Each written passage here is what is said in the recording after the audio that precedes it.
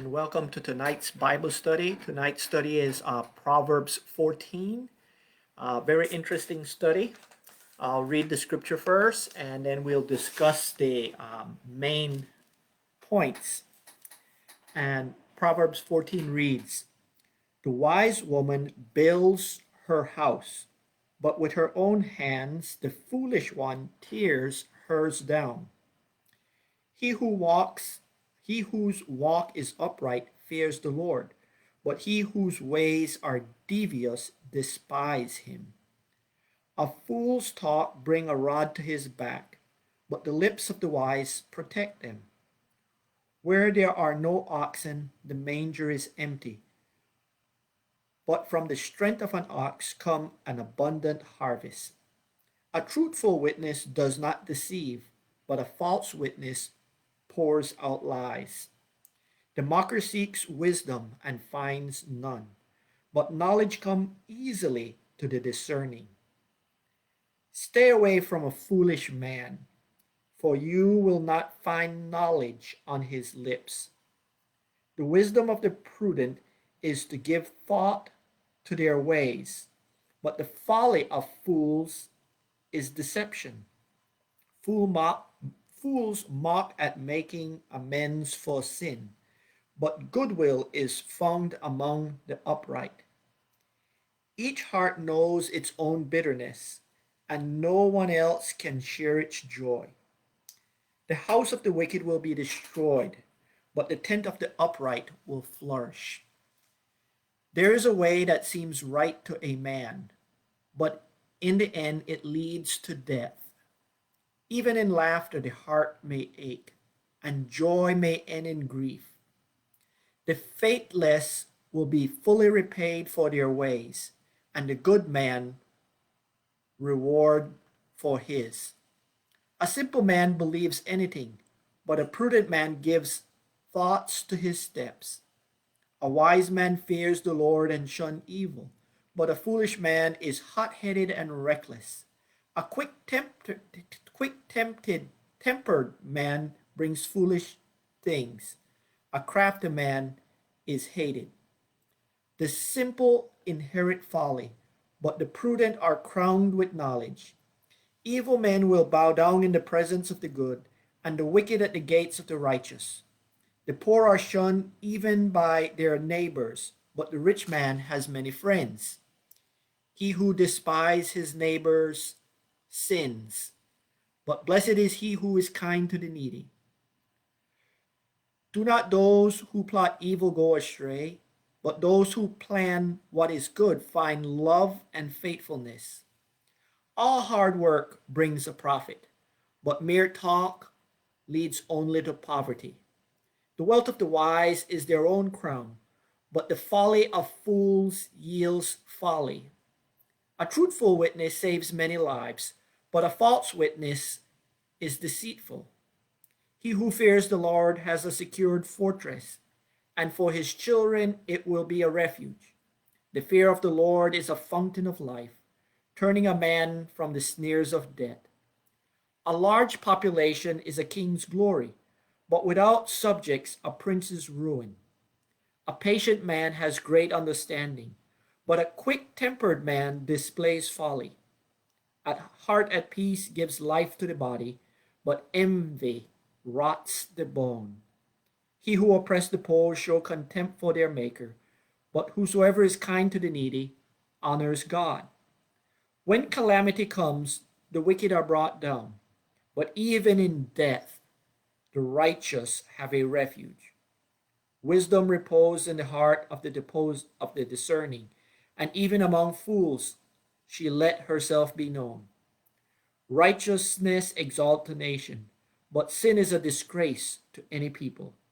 A king delights in a wise servant, but a shameful servant incurs his wrath.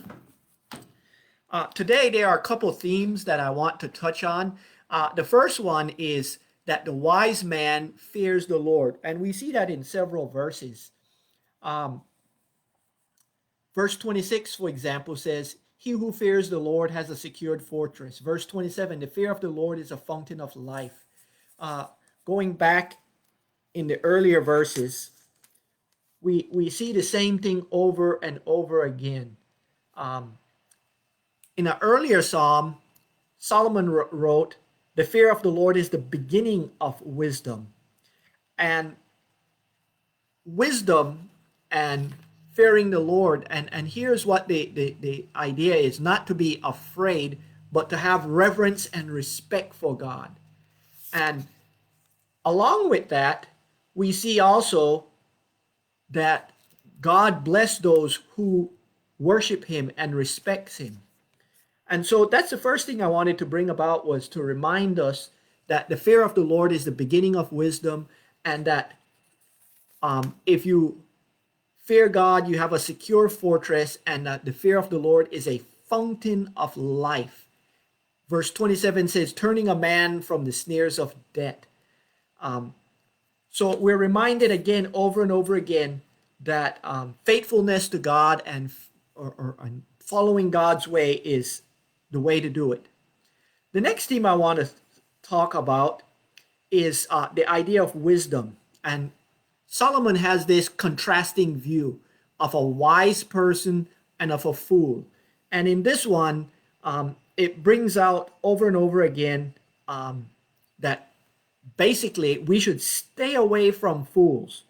And the verse that I especially like is verse 7. It says, stay away from a foolish man, for you will not find knowledge on his lips.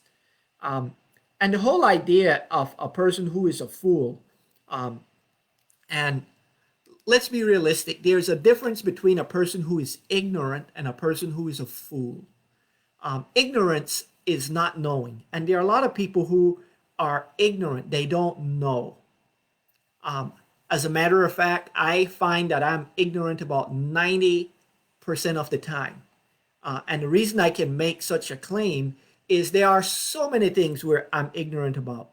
When it comes to science, all the different fields there are out there, compared to the smart PhDs and stuff, I'm ignorant.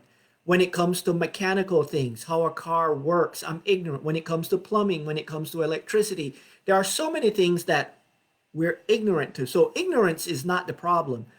Foolishness is. And foolishness is knowing better, but choosing to do wrong. And I want to repeat that, because we see here that a fool is a person who mocks and do stupid things. And so let's look at that. Picking up first at verse 3, it says, a fool's talk bring a rod to his back. A fool's talk. And so people who says stupid things, or I think about when I was in the prison, that we had some people who were, in my opinion, they were fools. They would walk around and think that they had it all, and say things, and the next thing you know, they got in a fight and they got beaten up. And that's what I picture is a fool's talk being a rod to his back. And a fool also is a person that does not tell the truth, and B, he mocks other people. And so as we read through this, we are comparing and contrasting a fool compared to a wise man. And it says first, a fool talk. And so a foolish person is a person who talk without thinking. That's the first thing I want to say, is a foolish person talks without thinking. Whereas a wise person, or as the scripture said, a prudent man thinks before they act. They watched what they're going to see. For example, verse 8, it says, the wisdom of the prudent is to give thought to their ways.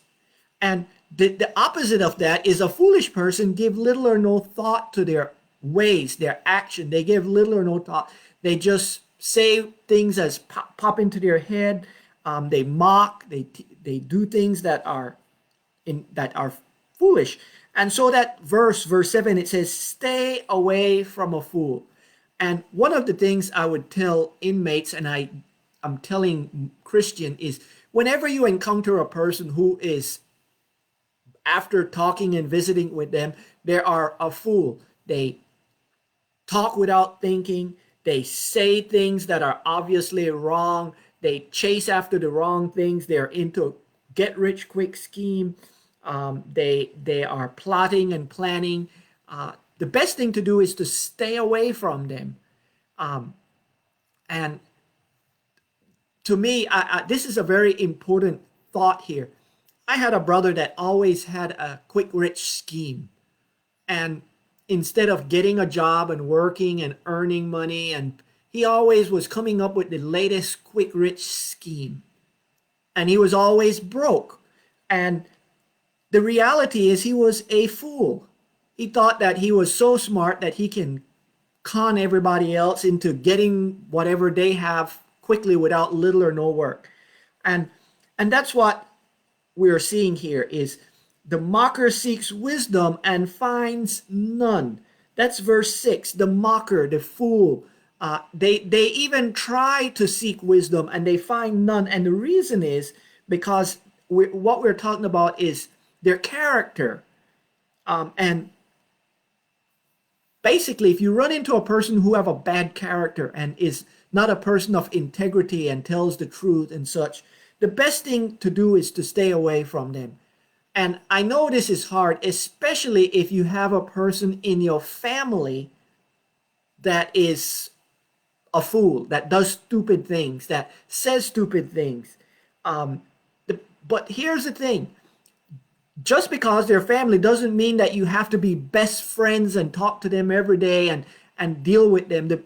And I say this in all truthfulness because, as I mentioned, I have a brother who, in my opinion, I love him as a brother, will do things with him and for him, but I will never get involved with any of his schemes, his ideas and stuff. And the reason is, when I was a teenager, I did fall for some of his traps, so to speak. And I had to learn, and I want for y'all to hear this, I had to learn to stay away from foolish people, even family members. Because they, a fool brings, the verse is over and over, a fool bring a rod to his back, a mocker seeks wisdom and find no. Stay away from a foolish man. Fools mock at making amends for sin. And let's talk about that. Fools mock making amends for sin. I mentioned last week or the week before that if I said or did something wrong and I realized it after thinking about it and reflecting upon it that I was wrong, I had no problem apologizing and said I was wrong. And what that meant to and means to me is I am a sinner and committed a sin against somebody. And I mentioned that I was even willing and still am willing to apologize to anybody. I know I'm the pastor, and back then I was the head chaplain. I am willing to apologize. If it's my fault, I am willing to amend for sin and to be reconciled with the person. But a fool mocks it. They say, big deal, so what? And the verse 9, it says, a fool mocks for making amends for sin, but goodwill is found among the upright. And here's the thing that we have to realize is we as Christians are always to have goodwill towards others.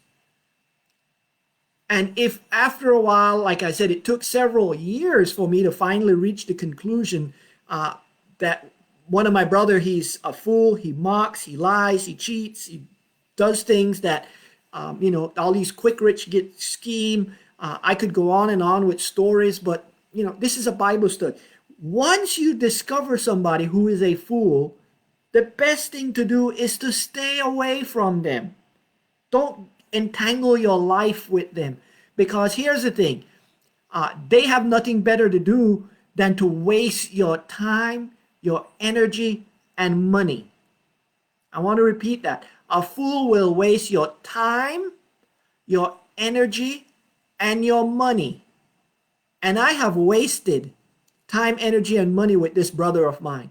And I finally came to that conclusion that he's a fool. He's not worth the time, the energy, or the money. And even though he's a blood sibling, he's a fool.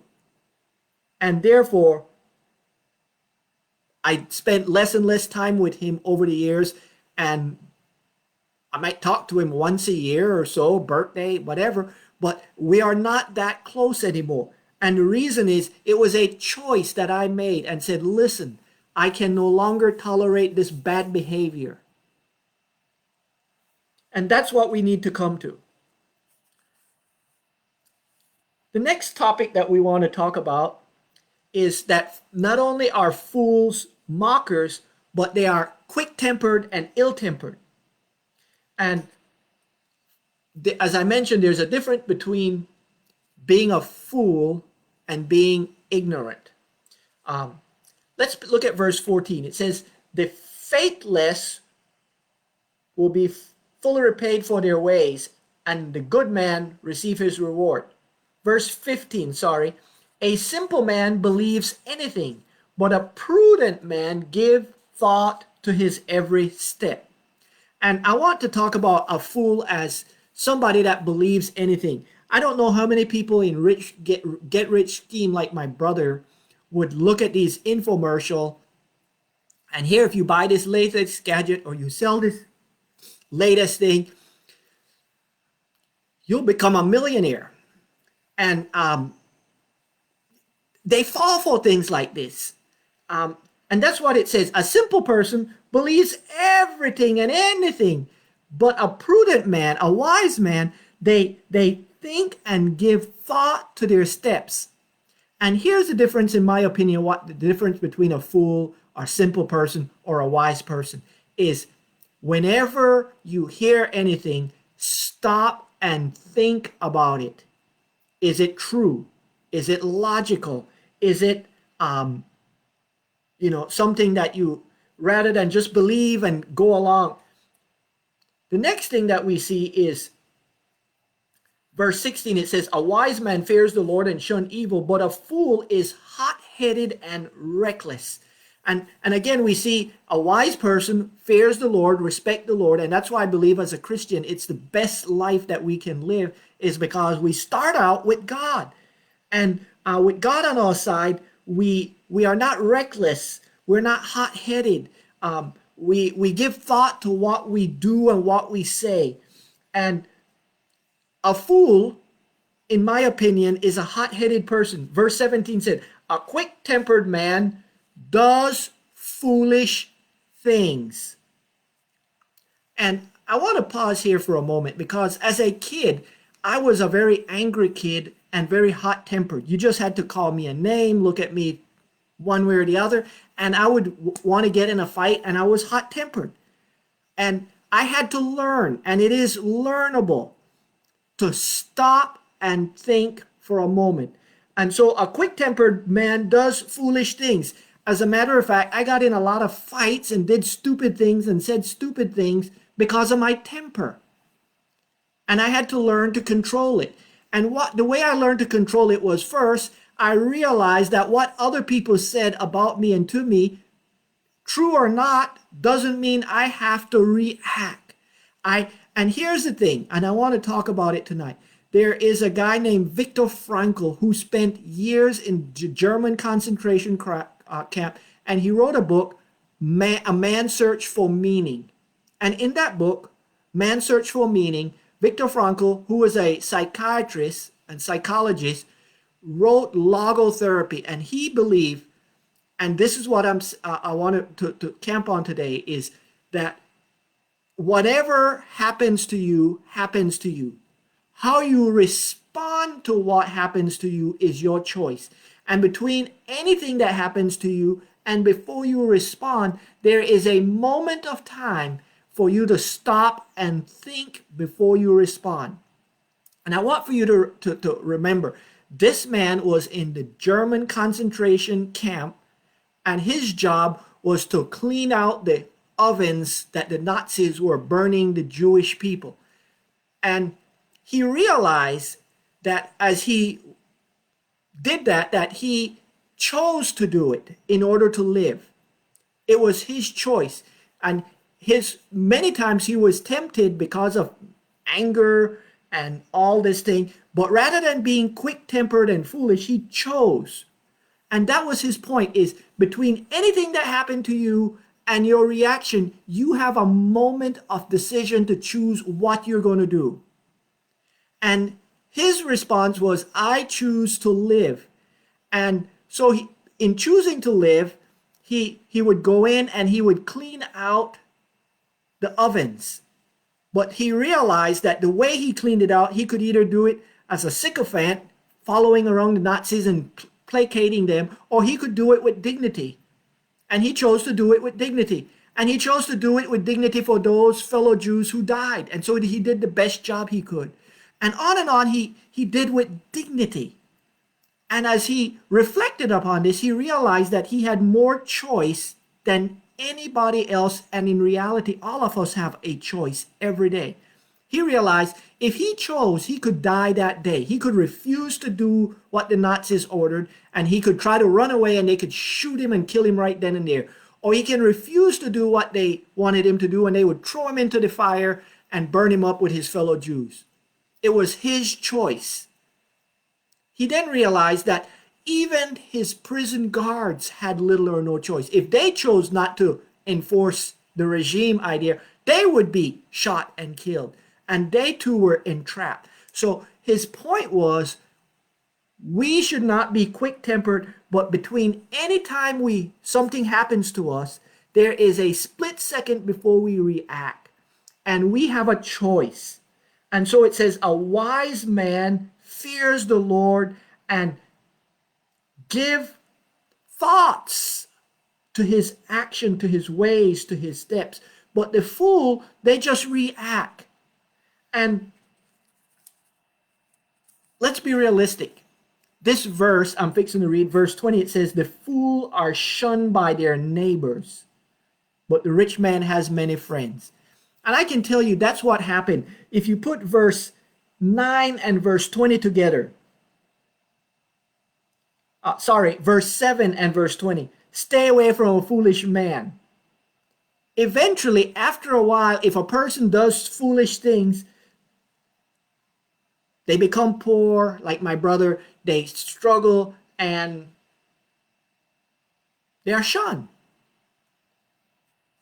Their neighbors, I know I'm a family, and I'm telling you, I'm family, but I shun him. I don't do a lot of things with him. And that was a choice after much thought and consideration. The scripture goes on and said, he who despises his neighbor sins. And I want for us to make it quite clear between, no matter who we encounter, rich, poor, white, black, Hispanic, you name the differences, we should always do what the great commandment is to love our neighbor. Don't ever despise a person. Don't ever look down on a person. It was said that President Lincoln would go through town and he would tip his hat to little boys in the street, these little street boys that were running around doing things. And they once asked him, President Lincoln, why do you go around tipping your hat to these little street urchins? And he said, you never know who that kid is going to grow up to be. And his point was, you never look down on a person, no matter who they are. Never despise a person, never look down upon them. Instead, we as Christians, out of loving our neighbors, verse 21 said, but blessed is he who is kind to the needy. If we encounter people in need, and I'm talking about need, not because there's a vast difference between what we need and what we want. Let's be realistic. In America, we're really blessed. We're blessed in so many ways. But if a person really have need, we are supposed to be kind to them. One of the things I like about Richville Church is the clothing ministry, where those who have can give and those who need can come and get. And that's a sense of loving our neighbors. Never despise a person because they're needy. They may come in today and have a need, but as Lincoln found out, you never know what that kid is going to grow up to be. They may be the future president of a big organization, who knows what. but never despise a person. As a matter of fact, as Christians, I like what Jesus said. Love your neighbor as yourself. That is the second, and it fulfills the laws and the prophet. So bless those who are in need. And as Christians, I find that we are always able to give and bless those. Never shun the poor and help them if we can. The next thing that I want to talk about is about hard work. The verses that I want to talk about starts in verse 4. Where there are no oxen, the manger is empty, but from the strength of an ox come an abundant harvest. In other words, a person who has an ox and was able to work their field could have an abundant office or profit and things. Picking up at verse 23, it says, all hard works brings a profit. And I come to this because, as I mentioned, my brother, who in my opinion was a fool and still is, he always had a quick, rich scheme, not by working hard and earning, but some foolish, quick, rich scheme of manipulating or tricking somebody out of something. And in the long run, he might make a profit one time and he would squander it. Or, as I mentioned, drug dealers who made a lot of money, but they couldn't, because it wasn't honestly earned, they could not put it in the bank and invest it in things, so they just spent it. All hard work brings a profit. And that is the difference between a Christian, is we are hardworking, committed people to bring a profit. And it goes on and says, but mere talk leads only to poverty.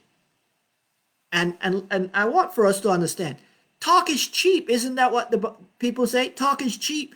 Action is where it is all about. All hard work, where you do something to earn money, is what gives you. Quick rich screen, they're foolish. And the last thing I want to talk about is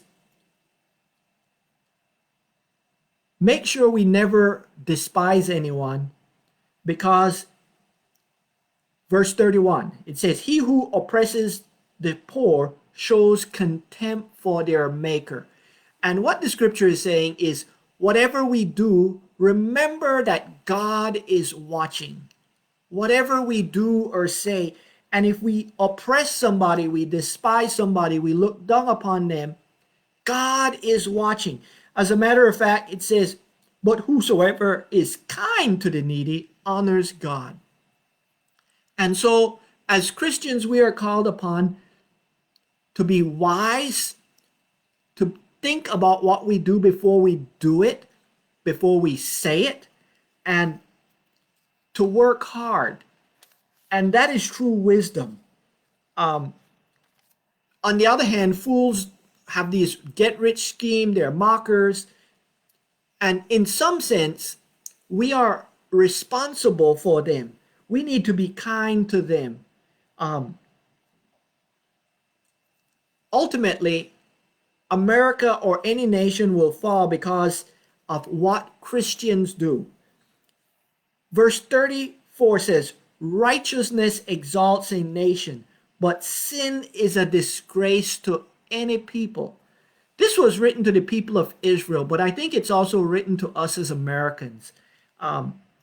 As Christians, we are the one who make this nation great. And I don't care what skin color you are, what gender you are. As Christians, men, women, we make the nation great because it exalts the nation. But sin, people who are fools, get rich scheme, are lazy, they're the ones who disgrace any people. Again, verse 35 says, a king delights in a wise servant, but a shameful servant incurs his wrath.